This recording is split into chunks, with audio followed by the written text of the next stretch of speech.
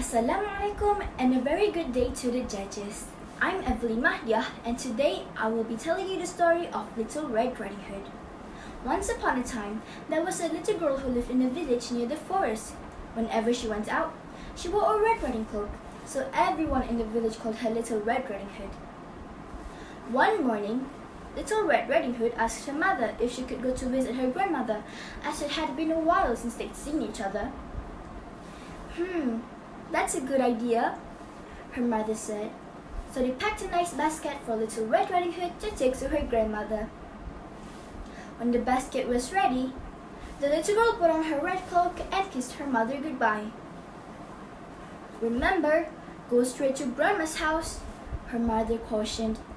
Don't dawdle along the way, and please don't talk to strangers. The woods are dangerous. Don't worry, Mommy, said Little Red Riding Hood. I'll be careful. But when Little Red Riding Hood noticed some lovely flowers in the woods, she forgot her promise to her mother. She picked a few, watched the butterflies flit about for a while, listened to the frogs croaking, and then picked a few more. Little Red Riding Hood was enjoying the warm summer day so much that she didn't notice a wolf approaching out of the forest behind her.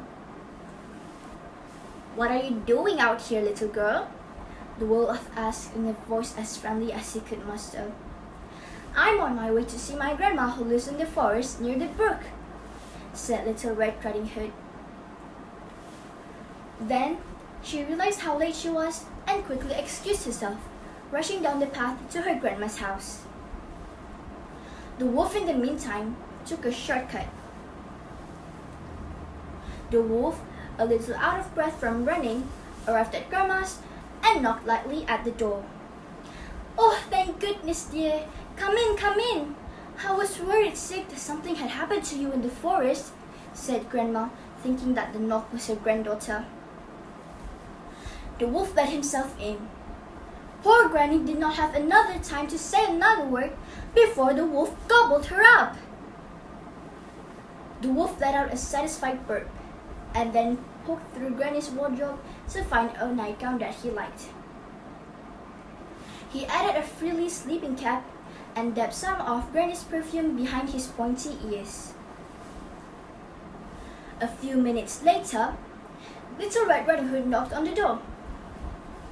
The wolf jumped into bed and pulled the covers over his nose. Who is it? He called in a cackly voice.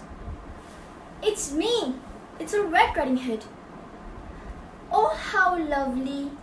Do come in, my dear, croaked the wolf. When Little Red Riding Hood entered the cottage, she could scarcely recognize her grandmother. Grandmother, your voice sounds so odd. Is something the matter? She asked.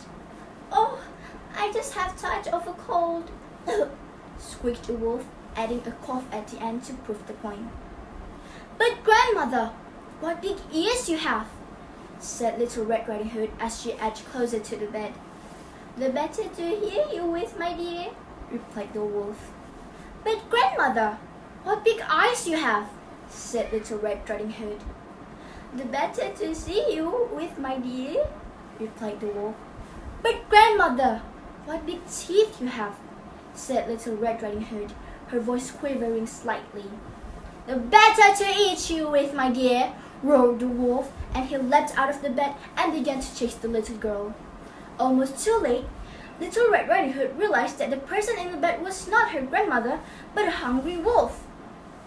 She ran across the room and through the door, shouting, Help! Wolf! as loud as she could. A woodsman who was chopping logs nearby heard her cry and ran towards the cottage as fast as he could.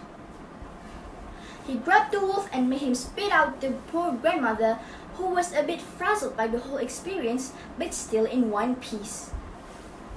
Oh, Grandma, I was so scared, sobbed Little Red Riding Hood. I'll never speak to strangers or dawdle in the forest again. There, child. You learned an important lesson.